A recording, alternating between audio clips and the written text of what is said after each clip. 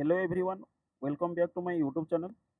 Previous class रे आमे OTT 2024 रो CDP question ता सहित ओडिया क्वेश्चन को डिस्कस कर सारथिले और आज रो क्लास रे आमे प्रीवियस रो 30 क्वेश्चन को डिस्कस करनबा तबे विदाउट डिले चलो क्लास को स्टार्ट करिबा और ता पूर्व छोटो रिक्वेस्ट रहइबो कि जते माने चैनल नुआ छ तबे निश्चित चैनल को सब्सक्राइब करिवो।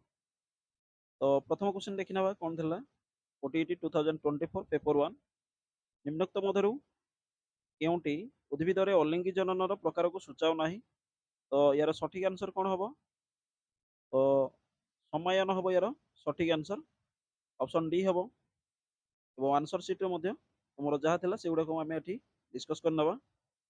खेल पड़िया 45 किलोग्राम वस्तुत्व विशिष्ट जड़े खेला अति कम 1.5 मीटर उच्चता पर्यंत डेई पारती से खेला जनक चंद्रपृष्ठ अति बेसी केते उच्चता पर्यंत डेई पारे। तो यार सठिक आंसर था ऑप्शन सी 9 मीटर। तुम मैंने या कैलकुलेशन कर। नेक्स्ट क्वेश्चन देखिए वायु एक समजातीय मिश्रण अटे 24 क्यारेट सुना सुना और तंबार एक मिश्र धातु अटे। ऑप्शन बा स्टेटमेंट थर्ड देला कि अमालागम एक मिश्र धातु अटे। तो यार सठिक आंसर हम कि ऑप्शन सी हो यार सठिक आंसर। वायु एक समजातीय मिश्रण अटे एवं अमालागम एक मिश्र धातु अटे किंतु 24 22 क्यारेट सोना जहाँकि प्योर सोना बोली आम कही था तेणु ऑप्शन सी हम यार सठिक आंसर जहाँकि ऑप्शन सी रे आई एंड ट्रिपल आई ठीक अच्छे डबल आई भूल अच्छी। नेक्स्ट क्वेश्चन देखिए निम्नोक्त मध्य केउंटी एक विज्ञान शिक्षार मूल लक्ष्य अटे बा मुख्य लक्ष्य अटे। तो बौद्धिक विकास ठीक अच्छी मनोक्रियात्मक ठीक अच्छी आवेगिक विकास हम। ऑप्शन डी हम यार सठिक आंसर ये समस्त। नेक्स्ट क्वेश्चन देखिए दैनंदिन विज्ञान शिक्षादान सफलता शिक्षक केउं योजना उपरि गुरुत्व देवा उचित। तो दैनंदिन तेणु यार सठिक आंसर हम तुम लेसन प्लान जहाँकि पाठ्य योजना। ऑप्शन बी हम यार सठिक आंसर। वायु जलीय बाष्प अच्छी जड़े शिक्षक काच ग्लास बरफ खंड रखी किसी समय पर ग्लास बाहर पटरे लगी जलकणा को देखा बुझाइले यह शिक्षक केउं भूमिका को सूचाऊँच। तो यार सठिक आंसर हम ऑप्शन ए परिचालक। नेक्स्ट क्वेश्चन देखिए कौन एक भौगोलिक स्थान में शैक्षिक उद्देश्य आधारित योजनाबद्ध पर्यवेक्षण को कौन कहुए। कौन एक भौगोलिक स्थान में शैक्षिक उद्देश्य आधारित योजनाबद्ध पर्यवेक्षण को कौन कहुए ना ऑप्शन बी नियंत्रित पर्यवेक्षण कहुए। देन नेक्स्ट क्वेश्चन देखिए परिवेश अध्ययन परीक्षण में व्यवहृत होता विभिन्न प्रकार प्रश्न मध्य के अनुमान कर उत्तर देवार संभावना कम थाए। तो अनुमान करी उत्तर देवार संभावना थाए ताले आमे देखिया संपर्क निर्णायक प्रश्न बहुविकल्प प्रश्न शून्यस्थान पूरण करवा किंतु ऑप्शन ए जहाँकि गोटे वाक्य उत्तर देवा यहाँ हो यार सठिक आंसर। नेक्स्ट क्वेश्चन देखिए केउंटी प्राथमिक शिक्षा स्तर में परिवेश अध्ययन लक्ष्य नुहे।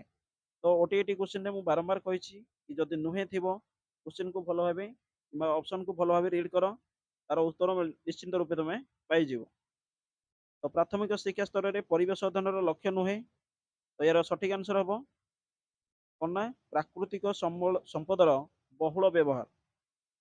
ऑप्शन डी हो यार सठिक आंसर। नेक्स्ट क्वेश्चन देखिए कि केउं सब विषय वस्तु परिवेश विज्ञान परिसरभुक्त। तो परिवेश विज्ञान रे आमे जहाँकि विज्ञान भूगोल इतिहास एवं राजनीति विज्ञान को नहीं था। तो ऑप्शन सी हो यार सठिक आंसर। एग्जाम को जावा पूर्व निश्चिंत प्रीवियस ईयर क्वेश्चन को तुम मैंने प्रैक्टिस करके जावा उचित। नेक्स्ट क्वेश्चन देखिए परिवेश संपर्कित प्रत्यक्ष अनुभूति निम्नोक्त मध्य केउं पद्धति संभवपर। तो यार ऑप्शन ए देला कि सर्वेक्षण ऑप्शन बी क्षेत्र परिभ्रमण प्रकल्प ये समस्त गुड़ी को आम नहीं पार। तो ऑप्शन डी हम यार सठिक आंसर। नेक्स्ट क्वेश्चन देखिए इतिहास शिक्षादान में चिंता और प्रत्याशामूलक प्रश्न पचरा जाए कारण यह द्वारा शिक्षार्थी मानकर कौन होता है बहुमुखी चिंतन प्रक्रियार विकास घटी थाए घटी घटना गुड़िक विश्लेषण कर सहायक होता है विश्लेषणात्मक तथ्य परवर्ती संभाव्य घटनार रूपरेख संबंध में पूर्वानुमान कर सहायक होता है। तो ए बी सी तीन ऑप्शन स्टेटमेंट पॉजिटिव अच्छी तेणु ऑप्शन डी को आम क्लिक कर यार ऑप्शन डी सठिक आंसर थिला। नेक्स्ट क्वेश्चन देखिए इतिहास शिक्षादान में समय रेखा व्यवहार कराए कारण शिक्षार्थी माने ଏକ ସମୟରେ ଘଟୁଥିବା ଦୁଇ ବା ତତୋଧିକ ଐତିହାସିକ ଘଟଣା ମଧ୍ୟରେ ସମ୍ପର୍କ ସ୍ଥାପନ କରିପାରିବେ। ଷ୍ଟେଟମେଣ୍ଟ ଠିକ୍ ଅଛି। ଐତିହାସିକ ଘଟଣା ଗୁଡ଼ିକ ସହଜରେ ମନେ ରଖିପାରିବେ। ଅପସନ୍ ସି ରେ ଦେଲା କି ଐତିହାସିକ ଘଟଣା ଗୁଡ଼ିକ କ୍ରମାନୁସାରେ କରିପାରିବେ କହିପାରିବେ। ତେଣୁ ଅପସନ୍ ଡି ହେବ ୟାର ସଠିକ୍ ଆନ୍ସର। ନେକ୍ସଟ କ୍ୱେଶ୍ଚନ ଦେଖିବା। क्वेश्चन नंबर 34 केउं प्रकार खाद्य अत्यधिक शक्ति थाए। तो सठिक आंसर कौन हम ना पुष्टिसार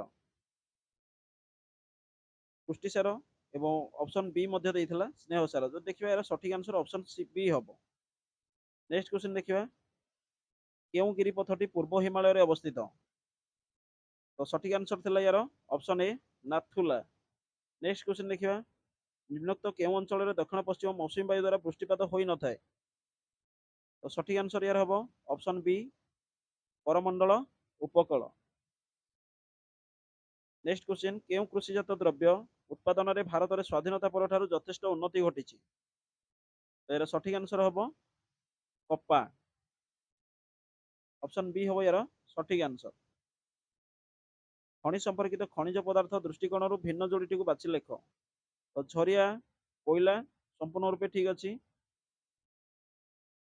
कोदरमा अभ्र ठीक अच्छी। सुकिंदा मांगानीज ये संपूर्ण रूपे भूल अच्छी। तो से पचारि कौन नहीं खनि संपर्कित खनिज पदार्थ दृष्टिकोण भिन्न जोड़ीटी को बाछि लेख। तो ये सुकिंदा क्रोमाइट हम। ऑप्शन बी हो यार ऑप्शन सी हो यार सठिक आंसर। नेक्स्ट क्वेश्चन केउंटी मनुष्य शरीर बृहत अंतः अंग। तो तार सठिक आंसर हम ऑप्शन डी यकृत लिवर जहाँकि सबुठारु में लार्जेस्ट जानी था। क्वेश्चन नंबर 140 केउंटी बीजाणु जनित रोग।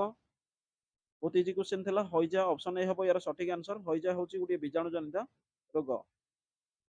देन देखिबा केउंटीर लोहित रक्त कणिका प्रति आकर्षण अधिक।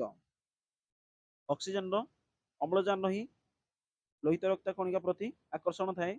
ऑप्शन ए हो यार सठिक आंसर। लोकसभा गृहीत होता गोटे बिल राज्यसभा अनुमोदित न हेले कि पदक्षेप निया जाए। बिलटी लोकसभा पुनः आलोचना हुए राष्ट्रपति निकट को बिलटी पठा जाए संसदर मिलित अधिवेशन में बिलटी उपस्थापना करा जाए। तो यार सठिक आंसर हम ऑप्शन सी जहाँकि संसदर मिलित अधिवेशन में बिलटी उपस्थापना करा जाए। परवर्ती प्रश्न देखिबा केउं घटनाटी गांधीजी आंदोलनात्मक कार्य सहित जड़ित नथिला। तो सठिक आंसर हो तुमर ऑप्शन बी हो भेंडी बजार घटना। कारण चोरी चोरा घटना चंपारण सत्याग्रह धराशुणा सब इनक्लूड थिला गांधीजी सहित किंतु भेंडी बजार घटना नथिला। तो ऑप्शन बी हो यार सठिक आंसर। नेक्स्ट क्वेश्चन देखिए कौन सी वस्तुर संवेग 2 गुण हो गले यार गतिज शक्ति केते गुण हम। तो यार आंसर हम ऑप्शन बी। देन देखिए केउं संस्थाटी ग्रामांचल स्वायत्त शासन सहित संपृक्त। तो ऑप्शन सी हो यार सठिक आंसर जिला परिषद। देन परवर्ती प्रश्न निम्नोक्त केउंटी उत्तर नातिशीतोष्ण मंडल विस्तृति अटे। उत्तर नातिशीतोष्ण मंडल पचारि तेणु कर्कट क्रांति सुमेरुवृत्त हो यार सठिक आंसर। क्वेश्चन नंबर 47 केउंटी जलवायु एक नियामक नुहे। तो नुहे पचारि क्लास 7 पाठ। अक्षांश समुद्र ठार स्थान दूरता ठीक अच्छी समुद्र पतन स्थान उच्चता ठीक अच्छी किंतु द्राघिमा एटा गोटे जलवायु नियामक नुहे। परवर्ती प्रश्न निम्नस्थ मध्य केउंटी सागर जलर हाराहारी लवणता अटे। तो सालिनिटी जदि देखिबा यार ऑप्शन हो ऑप्शन सी 35%। परवर्ती प्रश्न केउं दुईटी ग्रह रे सूर्य पश्चिम उदय होई पूर्व अस्त हुअନ୍ତି। सठिक आंसर हम ऑप्शन ए शुक्र यूरेनस। परवर्ती प्रश्न जहाँकि शेष प्रश्न एक पदार्थर गलनांक और ताहार तरलांक समान अटे। तो स्टेटमेंट दे जाई। तो स्टेटमेंट जो देखिए आम एक विरल गैस अणु और परमाणु समान अटे। एक वस्तुर वस्तुत्व ओजन समान अटे। तो यार सठिक आंसर हम कौन ना केबे भी एक पदार्थर गलनांक और तार तरलांक समान न थाए। तो ऑप्शन बी हो यार सठिक आंसर। तो ये थिला तुमनकर ओटीईटी 2024 पेपर 1 जहाँकि 30 क्वेश्चन ईवीएस रो। नेक्स्ट क्लास रे आमे आ किछि प्रीवियस ईयर क्वेश्चन को डिस्कशन करबा। तो चैनल जोड़ी होगा चैनल को सब्सक्राइब करूँ और क्लास टी भल लगी वीडियो को लाइक करेंगे। Thank you.